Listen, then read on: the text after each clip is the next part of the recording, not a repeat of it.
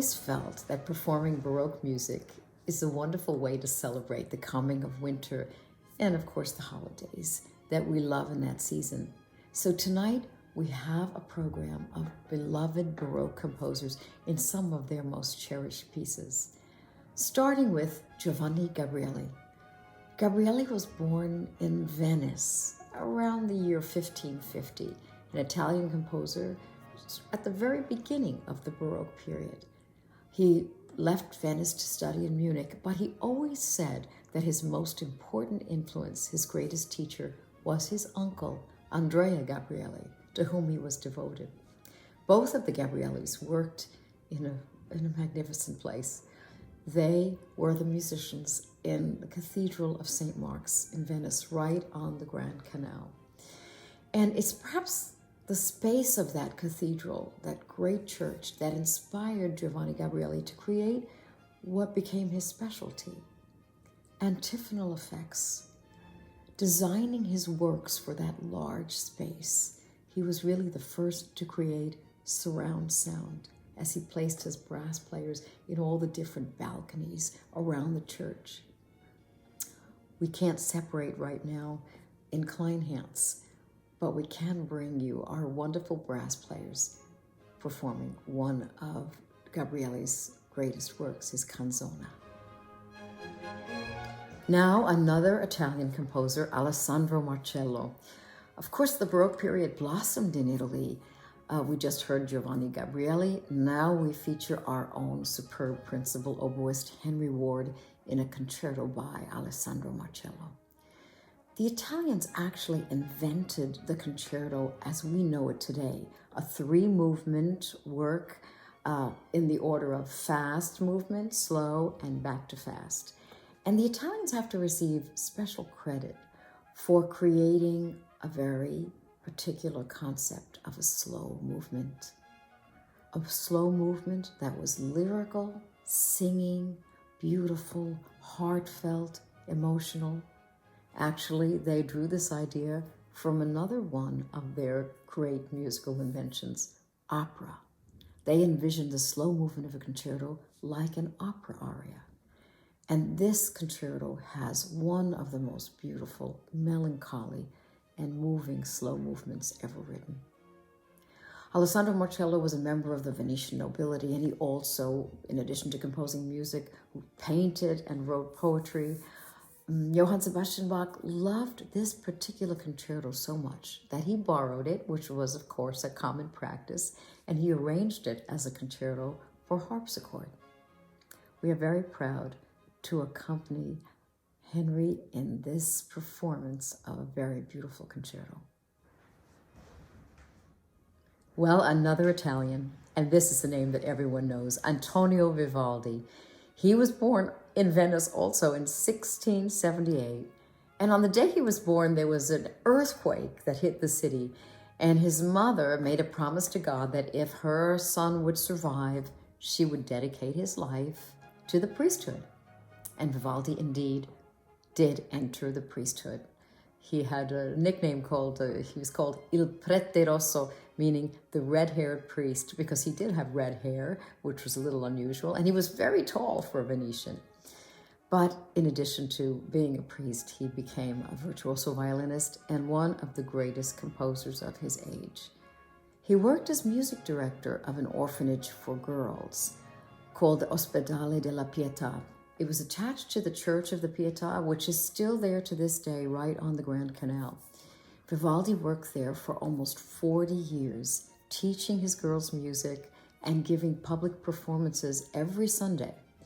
And those outstanding musical events became one of the city's main attractions. People would travel from all over to hear the orchestra of the Pietà. Vivaldi's many, many concertos were written for the best of his female students, and we play one tonight, a double concerto for two trumpets, played by BPO trumpet players Alex Jokipii and Geoffrey Hardcastle. Well, for all of the great music produced in Italy in the time of the Baroque period, we could not have a Baroque concert without the greatest of the greats. And that brings us to Germany and Johann Sebastian Bach. You might have heard a wonderful performance of Brandenburg Concerto Number 3 a couple of weeks ago. We are now playing Brandenburg Concerto Number 6, a very unusual one because it is the only Brandenburg Concerto that doesn't have violins. And this was for a particular reason. Bach wanted to showcase instruments that had just been developed. Now, the viola started out as an instrument that one held between their knees and played much like a cello. But at this point, the viola da gamba had sort of changed, and a new type of it had been developed called the viola da braccio, meaning the viola of the arm, our violas. And Bach was fascinated by them, and he wanted to create a piece that would showcase their sound and their virtuosity, and it really is a virtuoso piece. And it showcases, too, Bach's contrapuntal writing, his extraordinary skill at this difficult kind of writing. The first movement is very propulsive, and you'll hear the two violas chasing each other in a canon, in a round, 2 16th notes apart from each other. The second movement is a stately and shimmering adagio, very beautiful. And the third is one of Bach's most joyous gigs, a Baroque dance par excellence. We are so thrilled that we are able to feature another 2 BPO players in this Brandenburg 6. These are our 2 viola players, our principal viola and our associate principal violist, Carolyn Gilbert and Anna Shemetyeva. I know I promised that this was going to be a completely Baroque program, but I hope you will excuse one divergence that has a very strong tie to the Baroque period. Respighi, Ottorino Respighi, one of my favorite Italian composers, but from the 20th century. Respighi was not only a great composer, but he also was a very notable musicologist, and he was very interested in the history of his country.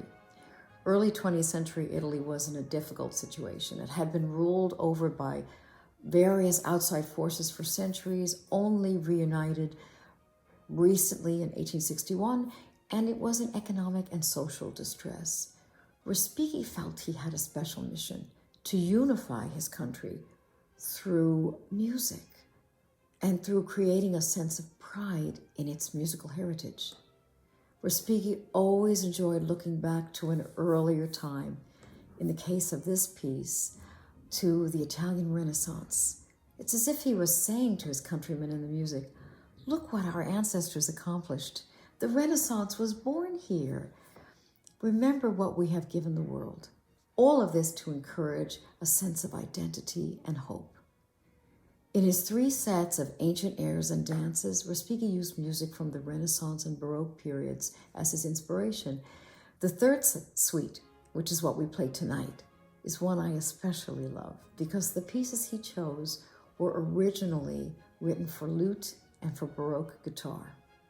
He uses strumming and plucking techniques to create a magical tribute to the guitar of the past. We closed our concert with a very beloved piece of Baroque music, this by George Friedrich Handel, his Water Music. Handel actually visited London at 25, and he was very well received there. People and the court loved his music, so he went back again in 1712. He returned for a second visit. Of course, he had to receive permission from his employer to go away for a while, as he worked for the Elector of Hanover. And he did. And Handel enjoyed cosmopolitan London so much, and of course, the adoration of the English audiences, that he decided not to go back to Hanover. The Elector of Hanover was furious, but his anger didn't seem to bother Handel, who managed to avoid all of his summonses to come back home, and who very happily remained in England. 2 years later, Queen Anne of England died, and suddenly the Elector came to England himself, now as King George I. And Handel did become worried. He really didn't know how to approach the king after abandoning his old job and never responding to him. But a friend at the court had an idea. It seemed that King George had arranged a very special dinner party on a barge on the Thames River. And since he loved music, he wanted an orchestra to come along. The orchestra would be on another barge floating behind the king's royal party. Handel's friend at the court arranged that Handel would secretly compose the music and play it at that party. The king loved it. He praised the music extravagantly. He had it repeated 3 times, and he asked finally who the composer was. When he was told that it was George Friedrich Handel, he was astonished and immediately invited Handel to come to the palace. They became close again, and indeed, they remained very good friends until the king's death. George I realized how much the people of England loved Handel. He himself was a great connoisseur of music and knew the extraordinary quality of Handel's music. And on a personal note, he wanted to have a friend to whom he could speak in German.